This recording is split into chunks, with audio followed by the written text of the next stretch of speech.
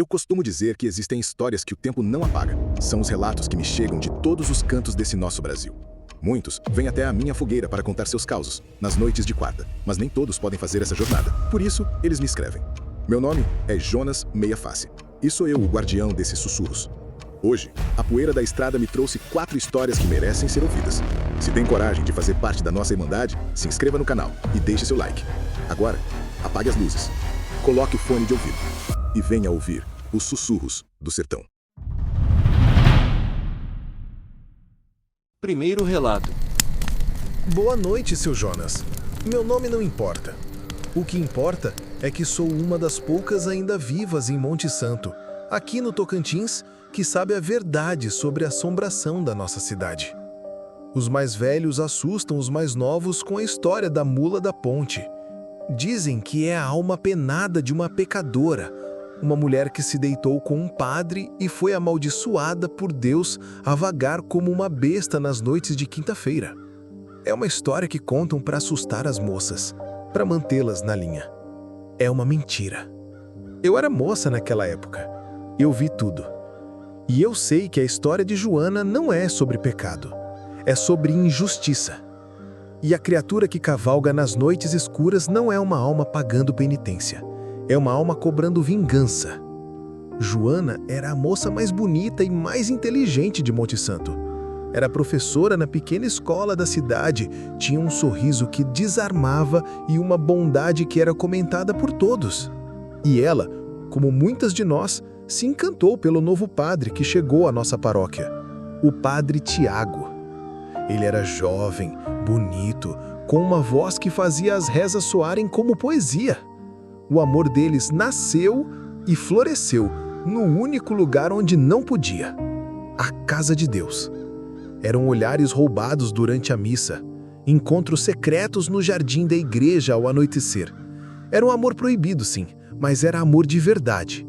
Eu via nos olhos dos dois. O problema é que o amor atrai inveja. E Maristela, uma moça da cidade que sempre cobiçou o padre, os descobriu. Não por acaso. Ela os vigiou, os seguiu. E quando teve sua prova, não hesitou. Ela não falou com o bispo. Ela fez pior. Falou para as beatas da igreja, as donas da moral da cidade. E a fofoca se espalhou como fogo em pasto seco. A cidade, que antes admirava Joana, virou uma matilha de cães raivosos. Para ela, a pecadora, a serpente, vieram todas as pedras. Ela foi demitida do cargo de professora com a desculpa de ser um mau exemplo. Foi expulsa do coro da igreja. As mesmas mulheres que antes a elogiavam, agora cuspiam no chão quando ela passava. E a própria família, com vergonha, virou-lhe as costas, trancando a porta de casa para a própria filha. E o padre? O padre Tiago virou a vítima. O santo homem, o Cordeiro de Deus que foi enfeitiçado, tentado, arrastado para o pecado pela sedutora. O bispo o mandou para um retiro espiritual por 1 mês. E ele, de cima de seu pedestal de homem, de representante de Deus, nunca disse uma única palavra para defendê-la. Ele a observou ser destruída em praça pública e se manteve em silêncio. Ele escolheu sua batina, não seu amor. Joana definhou. A tristeza lhe roubou a cor, a fome lhe roubou a carne. O peso do desprezo de um mundo inteiro é pesado demais para uma pessoa só carregar.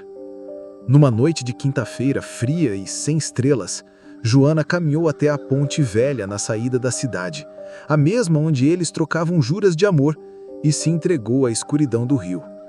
O corpo só foi encontrado dias depois. Foi enterrada do lado de fora do cemitério, como uma indigente, como uma suicida que não merecia a Terra Santa. Uma semana depois, na quinta-feira seguinte, a assombração começou. 2 viajantes chegaram à cidade apavorados, jurando ter visto uma mula sem cabeça, com fogo no lugar do pescoço e ferraduras de prata que soltavam faíscas nas pedras, galopando sobre a ponte. A cidade se benzeu. É a pecadora, pagando sua penitência, disseram todos. Mas nós, as mulheres que observavam em silêncio, começamos a notar um padrão. A mula da ponte não ataca ao acaso. Ela não pune o pecado do amor. Ela caça os covardes. Ela persegue os abusadores. Ela assombra os hipócritas. Um fazendeiro conhecido por bater na esposa foi encontrado uma manhã tremendo de medo no curral, com marcas de ferraduras queimadas nas costas, depois que a mulher fugiu de casa numa quinta-feira à noite. Um político que engravidou uma moça e a abandonou teve seu carro perseguido por uma bola de fogo com patas de cavalo e nunca mais voltou à cidade. E a Maristela, a invejosa, hoje é uma velha amarga e solitária que vive trancada em casa e dizem que toda noite de quinta-feira ela ouve o som de cascos arranhando sua porta. A mula nunca foi vista perto da igreja, nunca assustou uma criança ou uma mulher de coração bom. E o padre Tiago? Ele foi transferido um tempo depois, e a lenda diz que na noite em que ele partia, a mula o esperava na saída da cidade. Ele não foi atacado. Ela apenas o encarou com o fogo do pescoço crepitando alto e o seguiu com o olhar por toda a estrada, em silêncio. Um lembrete eterno de sua covardia. Joana não foi amaldiçoada por Deus, ela foi condenada pelos homens, e o seu espírito não voltou para pedir perdão. Ele voltou para cobrar a dívida. Ele voltou na única forma que esta cidade de falsos cristãos entenderia, a de um demônio, para fazer o trabalho que nem Deus nem o diabo pareciam interessados em fazer, o trabalho da justiça. Então, se você for homem e estiver passando por Monte Santo numa noite de quinta-feira, trate bem quem te acompanha. Se for um pai, não vire as costas para sua filha, porque o fogo que arde no pescoço da mula da ponte não é o fogo do inferno. É o fogo da raiva de uma mulher que não foi ouvida em vida e que agora na morte se recusa a ficar em silêncio. Chegamos a um ponto crucial, e se você continua aqui é porque a escuridão também te atrai. Antes de prosseguirmos, junte-se ao nosso círculo, inscreva-se para não se perder nas sombras, deixe seu like como um sinal de coragem e compartilhe para que mais almas curiosas encontrem este caminho. Podemos continuar? Escreva nos comentários de onde você está ouvindo e vamos para o próximo relato. Segundo relato. Boa noite, meu filho. As pessoas me chamam de vó Anastácia. Minha casa, aqui no pé da Serra da Chapada Diamantina, sempre foi um porto para os aflitos. A vida toda eu fui uma mulher de fé. Com um galho de arruda na mão e um rosário de lágrima no pescoço, eu já tirei quebranto de menino, já fechei corpo de viajante e já espantei encosto de casa mal-assombrada. Eu sempre acreditei que não há escuridão que resista à luz de uma reza forte. Eu acreditava nisso, até o dia em que Bento e sua sombra entraram pela minha porta. Ele era um rapaz de uns 15 anos, trazido pelos pais, gente simples e desesperada. Mas o menino não estava doente, do jeito que eu conhecia. Não tinha febre, não tinha dor, não tinha olhar de possuído. Tinha uma ausência. A pele era quase translúcida, como papel de seda. A voz, um fiapo. Parecia que ele estava se apagando, se desfazendo no ar. "É a sombra dele, vó Anastácia", disse a mãe com os olhos cheios de lágrimas. "Ela tá engolindo ele." Eu olhei e o que eu vi me gelou a espinha. A sombra que o corpo frágil de Bento projetava na parede de barro da minha casa não era normal. Era escura demais, de um negrume sólido e parecia espessa, pesada. E, eu juro pela hóstia sagrada, ela se movia com um atraso de um segundo em relação ao menino, como se tivesse vontade própria. "É um encosto dos fortes, um obsessor tinhoso", pensei comigo mesma, e comecei meu trabalho.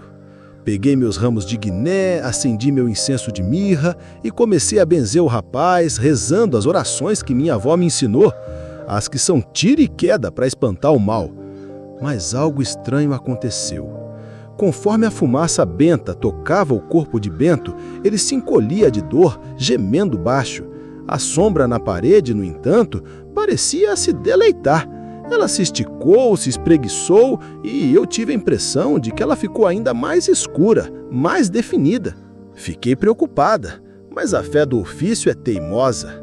O demônio está lutando, pensei. Na segunda sessão, usei a água benta e as rezas a São Cipriano, as mais poderosas que conheço. O resultado foi pior. Quando as gotas de água tocaram a testa do menino, ele desmaiou. E a sombra se levantou da parede.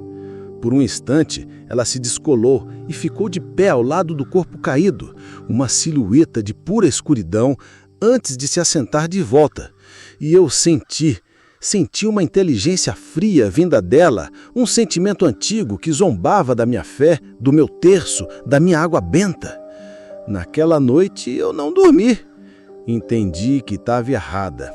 A minha luz não estava expulsando a escuridão. Estava, de alguma forma, alimentando-a. No terceiro dia, eu não rezei, eu não benzi, eu apenas observei.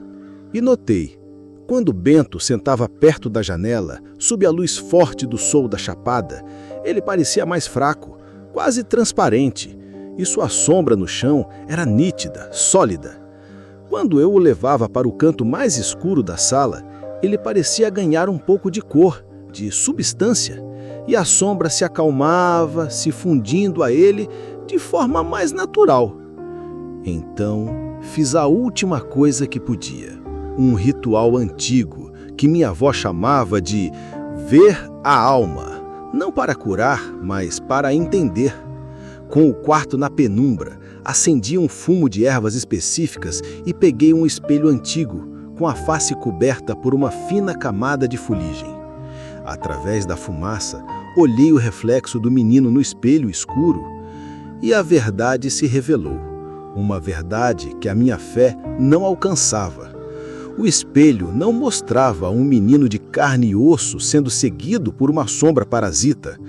O espelho mostrava uma criatura feita de pura escuridão, uma forma que ondulava e se movia com vida própria, e agarrado a ela, como uma casca de luz que se desfazia, como um eco translúcido, estava o vulto de um menino humano. Meu coração parou. O menino não tinha uma sombra. A sombra não era a parasita. A sombra era a sua verdadeira forma. E o menino era a doença, a casca, a prisão de carne que ela estava finalmente conseguindo abandonar. Ele era um nascido da sombra, um espírito da escuridão que, por um erro do destino, se enredou em um nascimento humano. E agora, na adolescência, na fronteira entre ser criança e ser homem, sua natureza primordial estava o chamando de volta. Minhas rezas, minha água benta, minha luz eram como ácido para a sua parte humana. A única coisa que ainda eu prendia aqui. Eu não estava lutando contra o demônio, eu estava matando o menino. Chamei os pais e disse-lhes a verdade mais dura que já proferi. Não havia cura. A única coisa a fazer era amá-lo. Manter as luzes baixas, as velas apagadas e deixar que ele fizesse sua transição em paz para o lugar de onde nunca deveria ter saído. Eles partiram com o filho, com os olhos cheios de um luto que já tinha começado. Nunca mais os vi.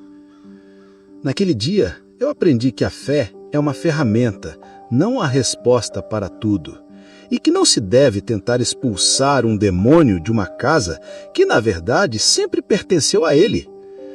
Desde então, quando alguém me procura, eu primeiro pergunto: você tem certeza que a escuridão que te aflige é uma invasora? Ou será que ela só é você, finalmente voltando para casa? Terceiro relato. Boa noite, Jonas. Hoje é Dia dos Pais.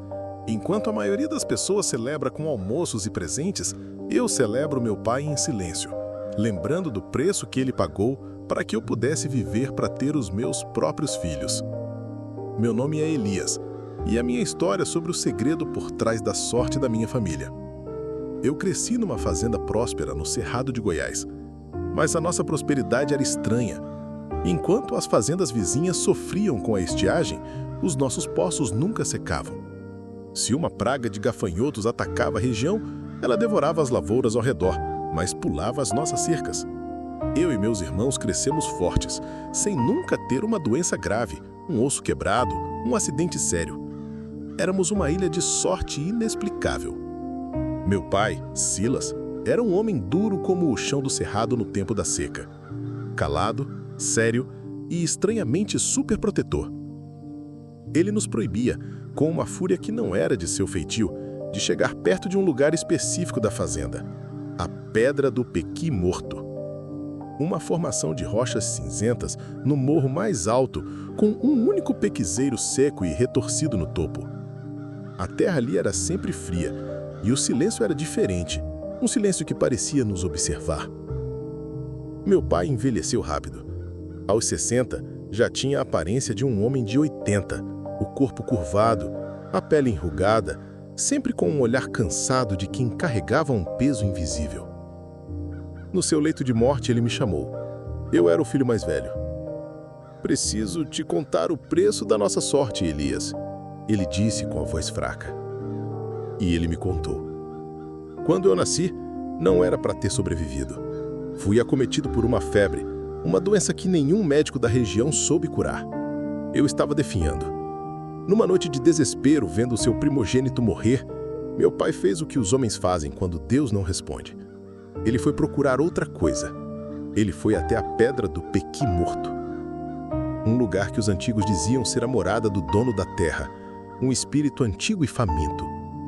Meu pai se ajoelhou na terra fria e implorou. Ele ofereceu o que quisesse em troca da minha vida. A voz que respondeu não veio do vento, mas da própria terra. Ela concordou. Salvaria o filho e abençoaria a fazenda com fartura e proteção, mas o pagamento seria alto. Naquele momento, ouvindo a história, eu gelei. Meu pai tinha vendido a alma, eu pensei. Um pacto clássico. Ele viu o entendimento no meu rosto e balançou a cabeça devagar. "Não foi minha alma, meu filho", ele sussurrou. "Foi o meu corpo, em vida." O acordo, ele me explicou, exigia um tributo, um pagamento anual, todo o aniversário do pacto para renovar a proteção. Um tributo de carne e osso. No primeiro ano, meu pai confessou, ele levou a unha do meu dedão do pé. Doeu como brasa e a carne nunca mais cobriu o osso direito. No quinto ano, foi um dente do fundo da boca. Ele não caiu, ele secou por dentro até virar pó. No 10º, um pedaço de pele das costas, que cicatrizou preta, como couro queimado. No 20º ano, a audição do meu ouvido esquerdo foi embora, de uma vez só, num zumbido. Ele me contou uma ladainha de horrores. Pequenos pedaços de si mesmo, sacrificados ano após ano em segredo, para que nós pudéssemos viver sem doenças, sem acidentes, sem fome. A prosperidade da nossa terra era adubada com os pedaços do corpo dele. A nossa saúde era comprada com a dor dele. Ele então, com a última força que tinha, puxou a barra da calça e me mostrou o tornozelo. Estava disforme, com cicatrizes antigas e uma ferida nova que não sarava. Esse foi o tributo deste ano. Suas últimas palavras foram um aviso. A dívida, Elias, está quase paga. Comigo. Mas a proteção morre comigo. E o dono da terra, ele ficou décadas só comendo aperitivos. Ele ainda tem fome. Tome conta da sua família. E então ele se foi. No instante em que meu pai deu o último suspiro, um vento quente e seco entrou pela janela levantando poeira, e lá fora eu ouvi, pela primeira vez na minha vida, o som de um dos nossos poços secando, o motor da bomba trabalhando no vazio. A proteção tinha acabado. Hoje, eu olho para os meus filhos, fortes e saudáveis, brincando na terra que meu pai comprou com a própria carne, e eu entendo o tamanho do seu amor. E eu sinto um medo que gela a alma, porque a dívida dele acabou, e a minha está prestes a ser cobrada. Feliz Dia dos Pais, meu pai, onde quer que você esteja, e que Deus tenha piedade de nós. Quarto relato. Boa noite, seu Jonas. Meu nome é Cícero. Eu não sou do sertão seco, sou do sertão que bebe no rio. Nasci e me criei em Beira Rio, um vilarejo de pescadores na barranca do Velho Chico, o Rio São Francisco. A vida lá é marcada pelo sol, pela água e pelas histórias dos mais velhos. A maioria a gente ria, mas de uma a gente tinha um medo que era quase um respeito. A história da mão cabeluda. Diziam que era uma maldição antiga, uma mão de defunto, peluda, que se arrastava para fora do rio nas noites quentes para estrangular os homens em suas redes. A gente achava que era história de avó, para menino não dormir na varanda perto da água. Até a noite em que acharam um Neco. Neco era meu amigo, valente, falador, gostava de um trago e de zombar das histórias dos antigos. Foi encontrado na rede dele, numa manhã de sábado. Os olhos abertos, arregalados para o teto. O médico da cidade vizinha, que veio de barco, disse que foi mal súbito, um ataque no coração. Mas nós, que ajudamos a tirar o corpo, nós vimos. A mancha roxa, um colar de hematoma no pescoço dele. A cidade inteira se calou. Ninguém disse o nome da assombração, mas todos sabiam. O medo se instalou em Beira Rio. As varandas, antes cheias de gente pegando a brisa da noite, ficaram vazias. As portas e janelas, antes abertas, agora eram trancadas ao anoitecer, transformando as casas em fornos. Eu fui um dos que se trancou.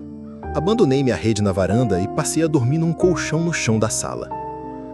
Foi numa dessas noites abafadas de agosto que eu acordei, não com um grito, mas com um som.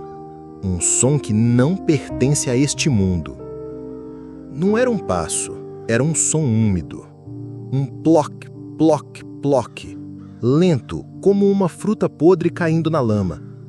E um arrastar leve, como de pano molhado num assoalho de madeira da minha varanda. Meu sangue virou água gelada. Fiquei imóvel, prendendo a respiração.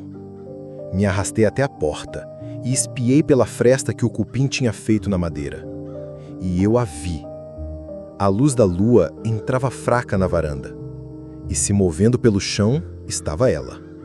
Não era grande, o tamanho de uma mão de homem, mas era pálida, inchada como mão de afogado, e coberta por um cabelo preto, grosso, comprido e sujo, que se arrastava no chão em volta dela.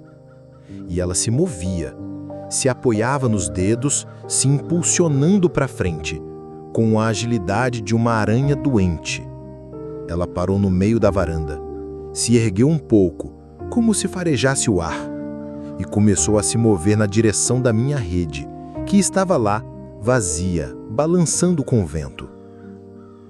Ela chegou na rede, tateou o tecido, e então, como se percebesse o engano, ela recuou, se arrastou de volta para a escuridão e o som sumiu. Naquela noite, eu entendi que a mão não estava apenas assombrando a vila. Ela tinha vindo para minha casa, para mim. Mas por quê? Eu não era como Neco, eu respeitava as histórias. Desesperado, na manhã seguinte, fui à casa de Dona Zefina, a mulher mais velha de Beira Rio, a guardiã das memórias do lugar. Contei a ela o que vi. Ela me ouviu em silêncio, o rosto uma máscara de rugas e pena. Ela me contou a história completa. Gerações atrás, um coronel cruel teve 3 filhos, tão ruins quanto o pai. Eles humilharam e roubaram um feiticeiro que passava pela região. O homem, antes de partir, lançou uma praga, não na terra, mas no sangue deles. Os primogênitos homens da sua linhagem conhecerão a mão fria da minha vingança antes de conhecerem a paz da morte, ele disse. E a maldição tomou forma, a forma de uma mão. Mas, Dona Zefina, eu disse, isso foi com a família do Neco, a minha família é outra. E foi aí que o chão se abriu debaixo dos meus pés.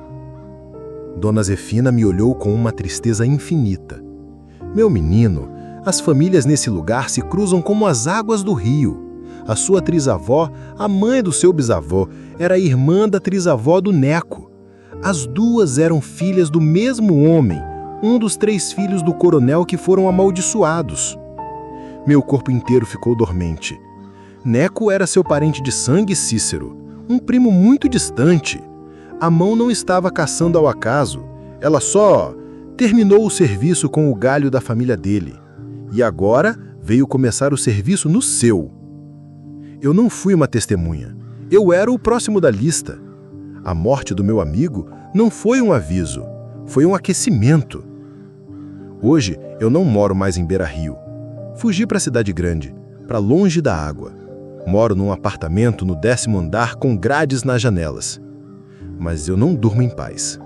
Toda noite eu tranco a porta do quarto e coloco um pano molhado no chão para não ouvir nenhum som que venha do corredor. As pessoas têm medo do que não conhecem. Mas o medo verdadeiro, o que te gela os ossos, é quando você descobre que o monstro te conhece. Conhece teu nome, teu cheiro e o sangue amaldiçoado que corre nas tuas veias. Eu não sei quando ela vai me achar de novo, mas eu sei que ela ainda está caçando.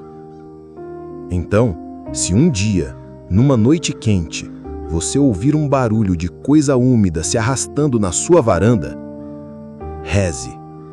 Reze para que o seu trisavô tenha sido um homem bom.